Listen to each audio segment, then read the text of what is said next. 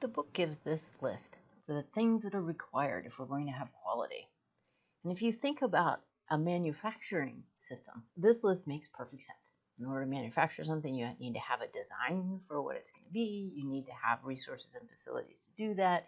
You need to have stuff to build it out of. You need to have people who can do the building. You have to have a process that tells the people what to do and a set of instructions that tells them in gory detail what to do. And then you need measures for feedback and control. Like a lot of this book, that sounds perfect from a manufacturing perspective, but we're engineers. Why do we care about that?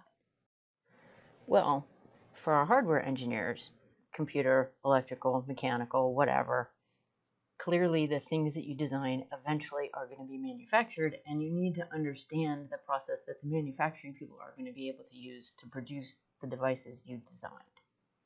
For software engineers, we're going to have to deploy the system somewhere. Our idea of manufacturing is a little bit different, but we're still going to have a procedure for how to take the stuff that we've built, put it onto a server where people can use it without disrupting the service while we're doing that, and monitor the reliability and responsiveness of that system over time.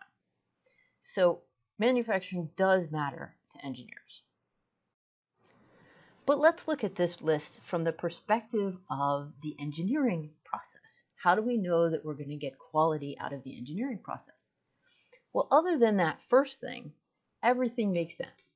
Suitable resources and facilities, the right materials, and that would be information about APIs or components, those sorts of things, appropriate skills, an appropriate process, and measurements for feedback and control. All of that makes sense when we talk about engineering. The only thing that's a little weird is that appropriate design. Now, for manufacturing, that is, how do you know what you're going to build?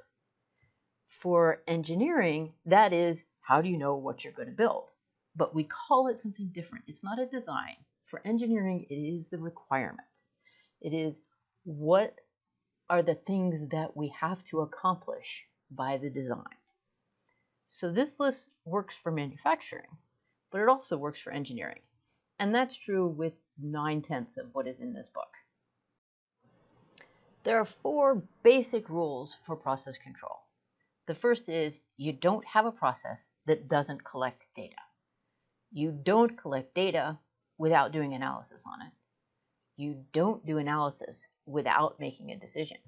And you don't make a decision without having an action. For me, having those in the negative makes it really hard to understand. So I turned them around, turned them into the positive. For every process, we're going to gather data. And what that means is we're always going to be watching the process to make sure it's in control. We analyze all of the data we gather. Why bother to gather it if we aren't going to look at it? Analysis results in a decision. We don't just look at it to feel good about it. We look at it because it's going to help us do something. And all decisions specify an action. So we don't just say, yes, it is, or no, it isn't. We say, yes, it is, and this is what we're going to do because of that. It may be that that action is we're going to continue to monitor it. We may not change something, but there is an explicit action. So when we go to gather data, the first thing is we gather data because we know there is a purpose that it will be used for. We don't just gather it because it exists. We gather it because we know how we're going to use it. Knowing the purpose of the data tells us how we should gather it. It tells us how much precision do we need in the numbers that we gather. It tells us how often we need to gather it. It tells us who's going to be responsible for gathering it. And it tells us how that data is going to be recorded. Is it going to be stored on some public server somewhere? Is it going to be emailed to everybody? Whatever, how it's going to be recorded. The data that we gather is going to fall into 2 types of data. And the analysis that we're going to do is very different depending on which type of data it is. The first type of data is attributes data. Attributes data is always discrete, which means it's not a real number, it's a whole number, and they are always counts of events.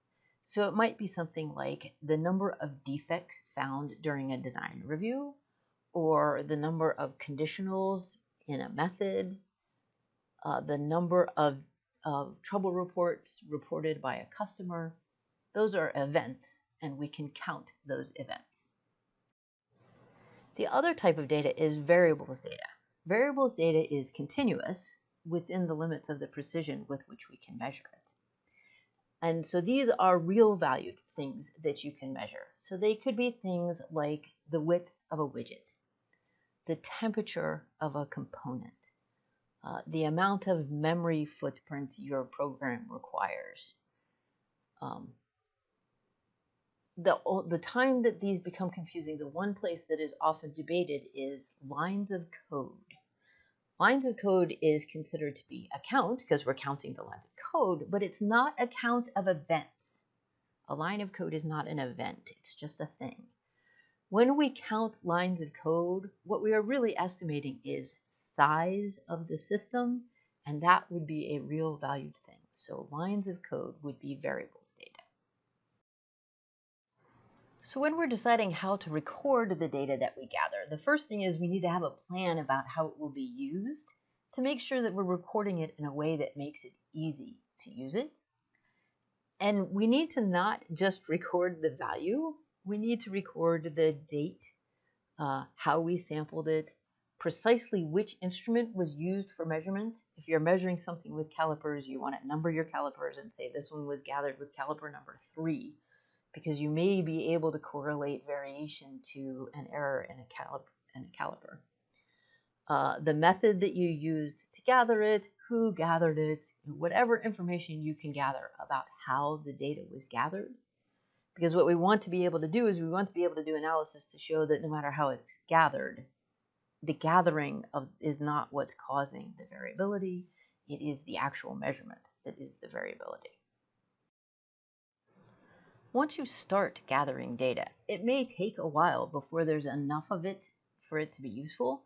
So we need to be really careful that what we're gathering is going to be useful. So when we're designing the data collection, we need to agree on the exact event that's going to be observed and the frequency of observations and the duration of the study. So how often are we going to look at the data and for how long are we going to gather that data? And then we're going to draft the format of the data. So just make up, maybe this is what the data will look like. And take that draft and put it to use. Put it through your analysis to make sure that your analysis can work with the data in the format that you thought it was in. Now, when you're gathering data, don't record ticks. And what they mean by that is don't record just positive or negative. So if you're measuring widgets, don't record this widget was good, this widget was bad. Record the actual measurement of the widget, because how good or how bad it was matters. And then finally, before you start gathering data, review the format of the data and all of the things that you've said about the study to see if anything can be simplified, because complexity leads to errors.